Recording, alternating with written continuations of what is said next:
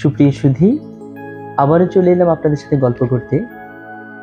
আজকে যাকে নিয়ে গল্প করব তিনি বাংলা সাহিত্যের অসম্ভব প্রতিভাবান একজন লেখক, একজন চলচ্চিত্রকার, একজন নাট্যকার এবং একজন গীতিকার। নিশ্চয়ই আপনারা বুঝতে পারছেন, হ্যাঁ, আমি শ্রদ্ধেয় হুমায়ূন আহমেদ স্যার সম্পর্কে কথা বলছি।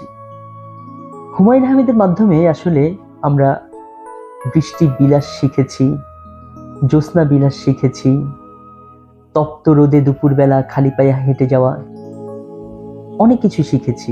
আমাদের শৈশব থেকে যখন আরেকটু যৌবনে যাচ্ছি, যুবক হচ্ছি, ওই সময়টা রাঙিয়ে দিয়েছেন হুমায়ূন আহমেদ।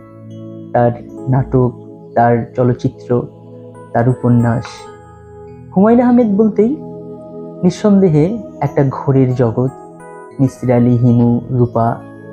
তো হুমায়ূন আহমেদ তার প্রায় প্রত্যেকটা বইয়ে খুব সুন্দর কিছু উৎসর্গপত্র লিখেছেন। আজকে আপনাদের সাথে আমি কয়েকটা উৎসর্গপত্রর লেখাটা শেয়ার করব। প্রথমেই রূপার পালঙ্ক। একবার একজন লেখক আমাদের বাড়িতে বেড়াতে এসেছিলেন। আমাদের 3 কন্যা যে যেখানে ছিল লেখকের নাম শুনে উড়ে চলে এলো। আমার মেজ মেয়ে বলল, এত বড় লেখকের সামনে সে দাঁড়িয়ে থাকতে পারছে না, তার নাকি পা ঝিমঝিম করছে। আমি তখন লেখককে দেখছিলাম না, মুগ্ধ হয়ে আমার 3 কন্যার উচ্ছ্বাস দেখছিলাম। সেই লেখকের নাম শরদিন্দু মুখোপাধ্যায়। দেখেন কি চমৎকার ভাবে একটা ছোট্ট ঘটনাকে বর্ণনা করা। এরপরে আমি উৎসর্গপত্র পড়ছি দারুচিনি দ্বীপ, মামুনি নোভা আহমেদ। এই উপন্যাসের পাণ্ডুলিপির প্রথম পাঠিকা 9ম শ্রেণীর বালিকা আমার বড় মেয়ে নোভা আহমেদ। সে বই শেষ করে আমাকে বলল, আমার যখন 21 বছর বয়স হবে তখন কি তুমি আমাকে এই বইয়ের নায়িকার মতো একা একা সেন্ট মার্টিন আইল্যান্ডে যেতে দেবে? আমি বললাম না। সে কঠিন গলায় বলল, তাহলে তুমি এই বইয়ে মিথ্যে কথা কেন লিখলে? আমি তার অভিমানী চোখের দিকে তাকিয়ে বলতে বাধ্য হলাম, আচ্ছা যাও, তোমাকে যেতে দেব। এরপরে আসে চলে যায় বসন্তের দিন। আমার একটি খুব প্রিয় গান আছে, গিয়াসউদ্দিন সাহেবের লেখা মরণ সঙ্গীত। মরিলে কান্দিস না আমার দায়, প্রায়ই ভাবি আমি মরে গেছি, সব দেহ বিছানায় পড়ে আসে। কেউ গভীর আবেগে গাইছে মরিলে কান্দিস না আমার দায়। নক্ষত্রের রাত নামের ধারাবাহিক নাটকের শুটিং ফ্লোরে আমি আমার ইচ্ছে প্রকাশ করলাম এবং একজনকে দায়িত্ব দিলাম গানটি বিশেষ সময়ে গাইতে। সে রাজি হলো। উৎসর্গপত্রের মাধ্যমে তাকে ঘটনাটা মনে করিয়ে দিচ্ছি। আমার ধারণার সময় এসে গেছে। মেহের আফরোজ শাওন।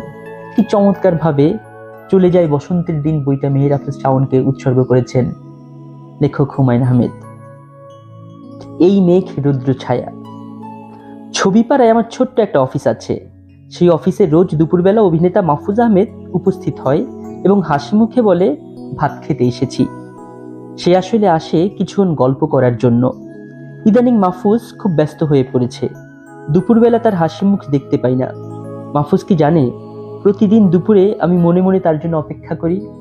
মানে একটা মানুষ কত উদার মনের হলে এমন হতে পারে যে দেখা যায় মাহফুজ ভাই হয়তো প্রতিদিন প্রায় সময় যেতেন, এখন যান না, সে তার জন্য অপেক্ষা করেন। মানে এটা কেবল হুমায়ূন আহমেদের মাধ্যমেই সম্ভব। বাসর। স্নিগ্ধা করিম। আমার উৎসর্গপত্রগুলো সে খুব আগ্রহ নিয়ে পড়ে। আমি নাকি উৎসর্গপত্রে অনেক মজা করি। তার ধারণা কোনো একদিন তাকে একটি বই আমি উৎসর্গ করব, সেখানে অনেক মজার মজার কথা থাকবে। বইটি উৎসর্গ করা হলো। চমৎকার। কহিন কবি কালিদাস। একসময় তার পছন্দের চরিত্র ছিল হিমু।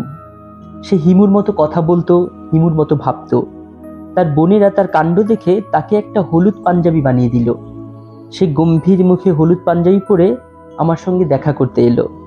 কিছুদিন হলো সে জানাচ্ছে হিমু এখন আর তার প্রিয় চরিত্র না, সে এখন মিসির আলীর ভক্ত। মিসির আলীর এই বইটি তার জন্য। Nuhash Humayun the great.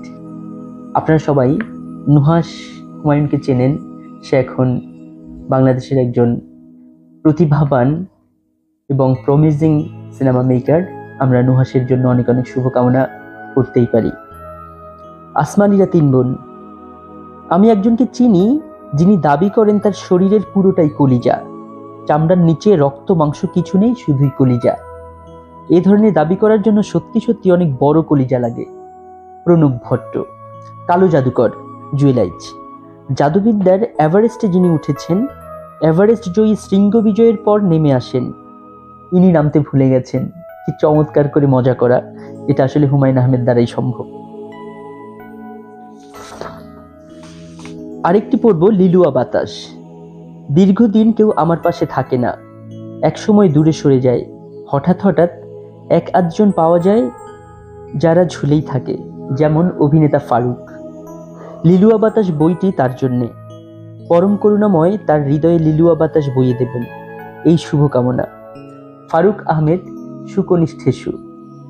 তো আমার হাতে অনেকগুলোই আসলে উৎসর্গপত্র আছে, সব পড়তে হয়তো অনেক সময় লাগবে। আজকে এই পর্যন্ত। সবাই ভালো থাকবেন, সুস্থ থাকবেন।